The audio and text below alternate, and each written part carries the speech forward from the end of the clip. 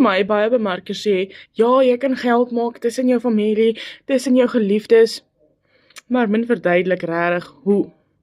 Hoekom sê hulle jy kan geld maak tussen jou mense?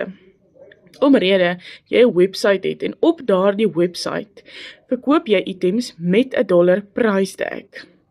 OK. En daai website slaap nie, hy werk 24/7. My eerste seil het ek gekry toe ek van my perd se rug afklim, toe kry ek 'n notification op my foon wat sê ek het geld gemaak. Ek was nie by my foon nie, ek het nooit my foon by my as ek perd ry nie. En dit is die krag van digitale bemarking. Jy kan nog steeds geniet wat jy doen en jy kan geld maak in dieselfde sin. Hierdie is nie 'n get quick rich thingy met Ginny nie. Hierdie is, jy gaan nog steeds die werk moet insit om die resultate te kry, maar jy kan dit deur jou besige dag doen. As ek jou kan wys hoe jy dit ook kan doen, skryf net vir my reg hieronder, ek help jou graag.